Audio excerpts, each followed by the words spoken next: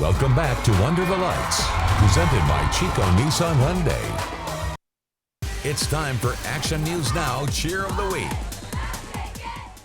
Your cheerleaders of the week go to the Reading Christian Lion Cheer Squad. The very first time this season. Yeah. Reading Christian Lions cheerleading squad takes this week edition, playoff edition, and Howie football players, again, they throw footballs. But cheerleaders, they throw people and catch them as well every time. Yeah.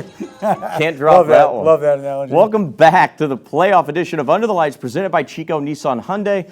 I'm Matthew Kerr Wilson. As always, I'm Howie Gordon. And wow, the final week of the regular season reshaped kind of the entire season to some extent. A lot of changes going into the playoffs, matchups before a single playoff snap was taken.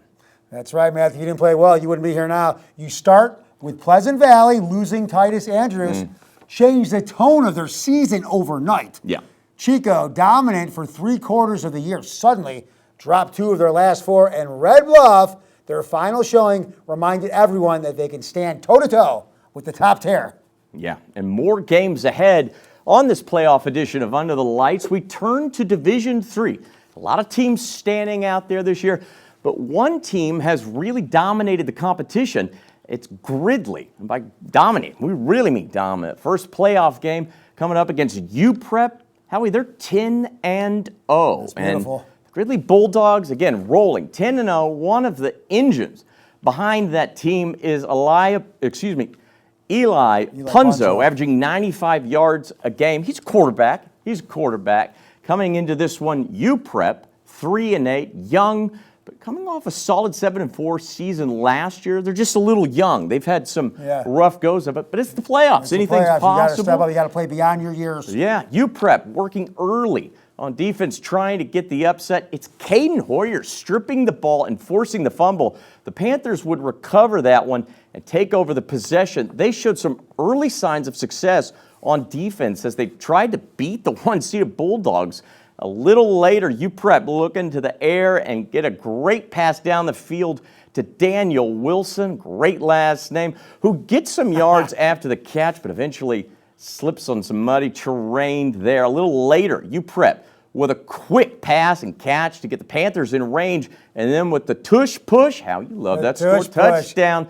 It wouldn't be enough, though, in the end, and the Gridley Bulldogs will go on to get the victory, and Gridley takes this one, Howie, 20-10. Gridley moves to 11-0. Think about this. Gridley hasn't lost a game in 358 days. Almost going on a year, and if they, like you said, advance a little more, it'll be a year. It's a lot of days. That's a week away. They win one more week. That's a full year without losing. That's a full year. That's awesome. Yeah. All right, we turn to our fourth matchup of the evening. And that's right, Matthew. Speaking of unpredictability, nobody, and I mean nobody, saw the Reading Christian Tigers putting together a perfect 10-0 run, yet here they are, storming into the postseason to take on the Modoc Braves. All right, on the first possession of the game for the Lions, quarterback Wyatt Shaw, the junior, throws a screen pass to his man, the senior Brody Ogden, who takes it 28 yards to put Reading Christian up 7-0. After the Braves punted on their first drive, the Lions went back to work with Shaw throwing the quick outlet once again to Ogden as he takes in his second touchdown of the night in just the first quarter. Next possession, Modoc looking to score, but quarterback Tyler Gasp is picked up off by the Lions junior corner Micah Skinner. The Lions looking like they're going to go up 20-0 with ease, but Braves defender Nash McCulley intercepts Shaw to give Modoc the ball back. Everybody gasped, too.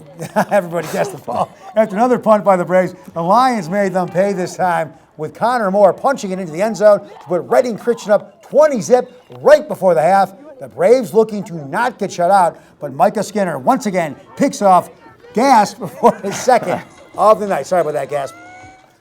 The Lions would go on to win. They capture their second win against Modoc this season and remain perfect. Two teams perfect. That's awesome. It's hard to find. It's hard to find. That's when the playoffs. Taking a look back at scores from those earlier matchups.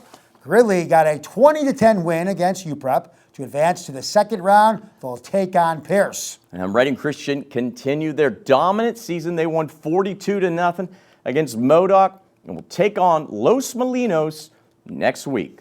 All right, straight ahead, we'll show you which plays really stood out during the first week of high school football playoffs. That's right. And first, can't do anything without music. We're going to show you who took home the title of Band of the Week. Band on the run.